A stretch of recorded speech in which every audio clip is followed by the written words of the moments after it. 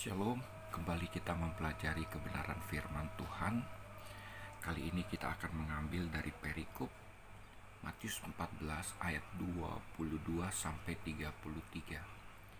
Matius 14 ayat 22 sampai 33. Saya beri judul pemberitaan firman Tuhan kali ini yaitu Petrus berjalan di atas air. Ya, Petrus, bukan Yesus berjalan di atas air. Kalau judul perikop ini adalah Yesus berjalan di atas air, tetapi saya beri judul agak sedikit beda atau nyeleneh, Petrus berjalan di atas air. Ya, memang Petrus juga berjalan di atas air. Matius 14 ayat 22 sampai 33. Saya akan bacakan. Sesudah itu Yesus segera memerintahkan murid-muridnya naik ke perahu dan mendahuluinya ke seberang.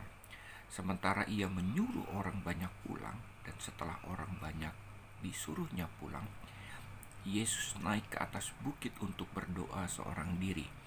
Ketika hari sudah malam, ia sendirian di situ. Perahu murid-muridnya sudah beberapa mil jauhnya dari pantai dan diombang-ambingkan gelombang karena angin sakal. Kira-kira jam 3 malam datanglah Yesus kepada mereka berjalan di atas air. Ketika murid-muridnya melihat dia berjalan di atas air, mereka terkejut dan berseru, "Itu hantu!" Lalu berteriak-teriak karena takut. Tetapi segera Yesus berkata kepada mereka, "Tenanglah, aku ini, jangan takut." Lalu Petrus berseru dan menjawab dia, "Tuhan, apabila Engkau itu, suruhlah aku datang kepadamu berjalan di atas air." Kata Yesus, "Datanglah." Maka Petrus turun dari perahu dan berjalan di atas air mendapatkan Yesus. Tetapi ketika dirasakannya tiupan angin, takutlah ia dan mulai tenggelam, lalu berteriak, "Tuhan, tolonglah aku." Segera Yesus mengulurkan tangannya memegang dia dan berkata, "Hai orang yang kurang percaya, mengapa engkau bimbang?" Lalu mereka naik ke perahu dan angin pun redalah. Dan orang-orang yang ada di dalam perahu menyembah dia. Katanya, "Sesungguhnya engkau anak Allah." Bapak, Ibu, saudara-saudara yang saya kasihi, kita memiliki Tuhan. Saudara-saudara yang kekasih, Bapak Ibu dimanapun berada, kita mempunyai Tuhan yang kita percayai adalah Tuhan yang mengasihi kita. Ketika kita masih sebagai orang yang belum percaya Dia, yang masih terikat dengan dosa, Tuhan sudah ada di dalam kehidupan kita. Tuhan selalu ada menyertai kita. Apapun permasalahan kita, apapun pergumulan kita, apapun situasi kehidupan kita, Dia selalu ada bersama-sama kita. Bapak Ibu, apalagi kita sebagai orang-orang percaya, ketika kita berdoa kepadanya, dan sekalipun dalam situasi kondisi apapun dan kita masih belum sempat berdoa kepada Tuhan, meminta kepada Tuhan, Tuhan sudah hadir atas inisiatifnya sendiri untuk datang dalam kehidupan kita, campur tangan dalam setiap permasalahan kita. Cuma permasalahannya, apakah kita mau menyerahkan seluruh persoalan kita dan mempercayakan seluruh persoalan itu kepada Tuhan, dan Tuhan sanggup untuk menyelesaikan permasalahan itu dan membawa kebaikan bagi kehidupan kita. Itulah Tuhan kita, Tuhan yang selalu peduli, Tuhan yang selalu tidak pernah meninggalkan dan membiarkan kehidupan kita.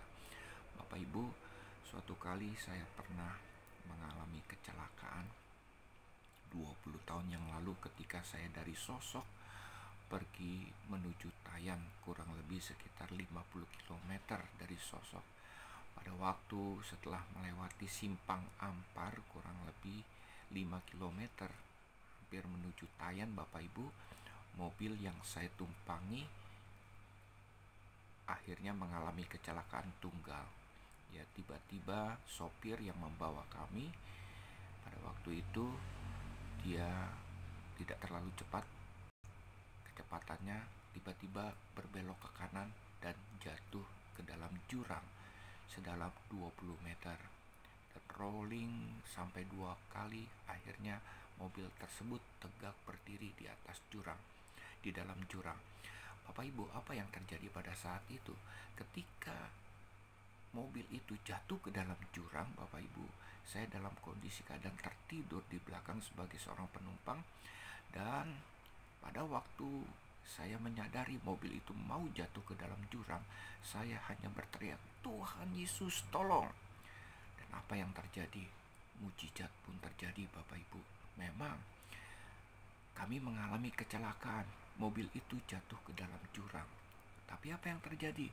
Mobil itu berdiri tegak di dalam jurang. Kaca tidak ada satupun yang pecah. Dan kaca depan mobil tersebut seperti seolah-olah ada yang menaruh kaca tersebut persis di samping mobil kami. Saya di sebelah kanan, lalu kemudian anak saya di sebelah kiri. Kami bertukar tempat karena terguling 2 kali. Ya, mobil memang ringsek, tetapi mujizat terjadi, Bapak Ibu. Satupun kaca tidak ada yang pecah dan kami tidak ada yang terluka. Dan kami pada waktu itu membawa cukup banyak bensin di dalam jerigen, kurang lebih sekitar mungkin 200-an liter, Bapak Ibu, karena kami pada saat itu mau menuju ke Tayan untuk mengendarai speedboat kami. Dan sekali kami mengisi speedboat itu 200 liter bensin 200 liter bensin, Bapak Ibu. Dan itu tidak tumpah, Bapak Ibu, apalagi meledak. Bahkan jerigen-jerigen itu di belakang itu tersusun rapi, Bapak Ibu. Bayangkan seandainya ada percikan api dan kena bensin tersebut, mungkin kami akan mengalami kebakaran. Karena apa? Karena bensin itu akan meledak, Bapak Ibu. Itulah mujizat yang terjadi ketika kami mengalami kecelakaan. Dan saya hanya berteriak, "Tuhan Yesus, tolong!" Bapak Ibu saudara-saudara yang saya kasihi, pada prinsipnya Tuhan kita itu adalah Tuhan yang mengasihi kita. Dia hadir dalam setiap kehidupan kita. Dia tidak pernah meninggalkan dan membiarkan kita. Sementara ketika kita memanjatkan doa-doa kita kepada Tuhan, itu pertanda artinya kita sungguh-sungguh percaya kepada Tuhan. Tuhan bertindak dalam kehidupan kita. Kadang-kadang sifatnya otomatis. Ya, kita berteriak, "Tuhan Yesus, tolong!" Dan Tuhan pun tidak memperhitungkan doa kita lengkap atau doa kita pendek. Tetapi pada saat itu Tuhan hadir dalam kehidupan kita. Dia selalu menolong dan menyertai kehidupan kita. Bapak Ibu, ini juga terjadi kepada murid-muridnya. Murid-murid Tuhan Yesus pada waktu mereka menyeberang, ya, karena apa yang terjadi, Bapak Ibu, angin sakal melanda mereka.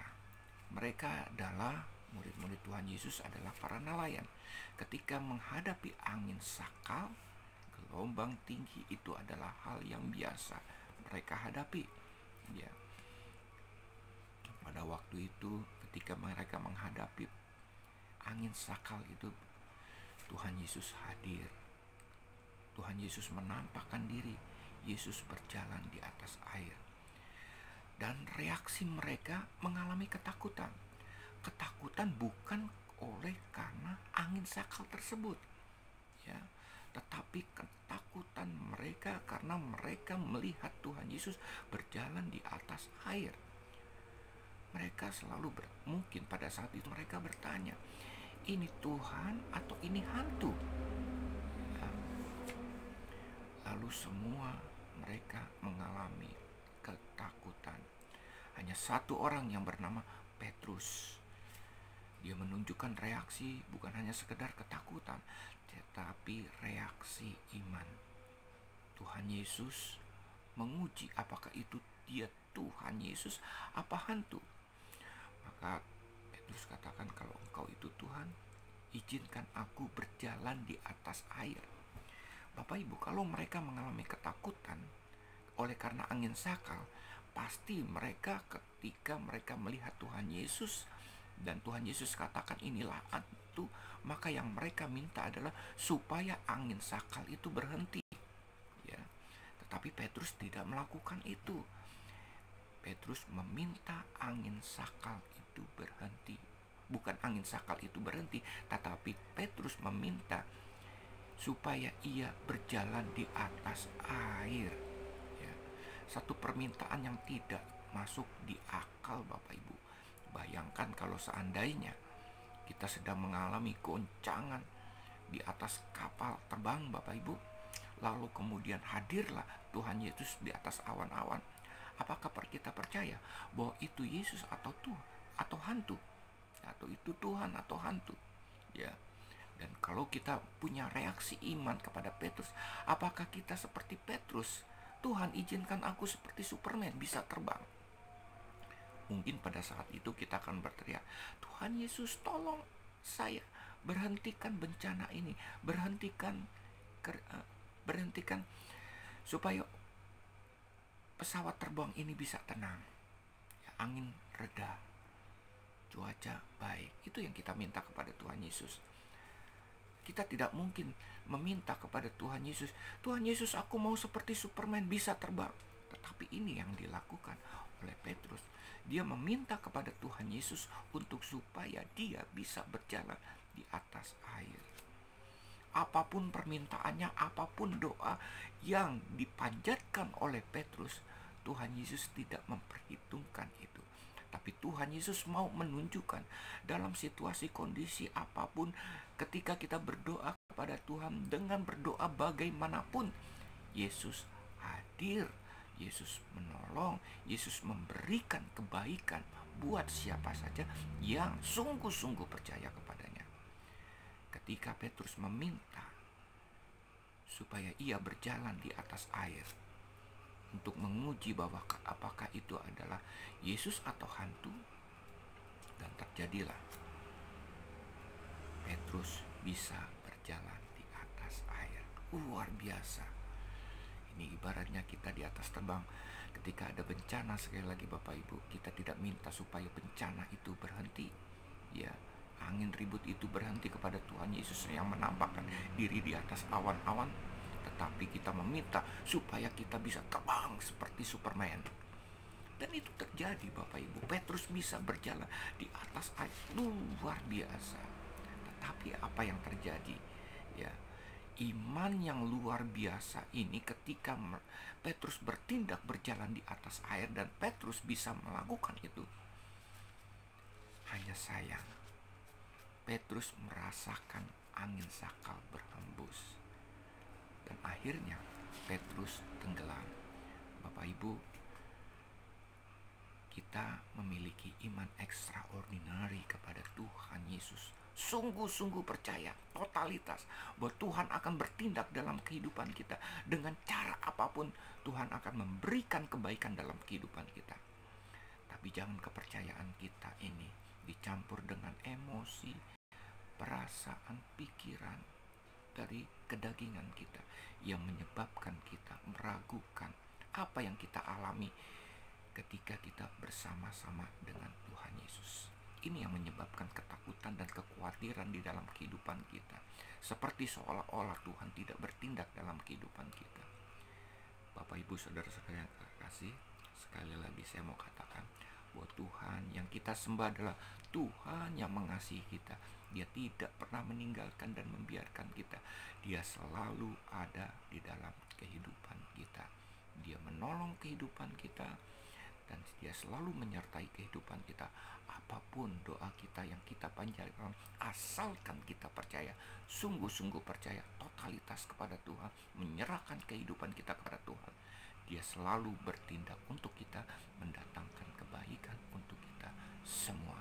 Haleluya, Tuhan memberkati. Shalom.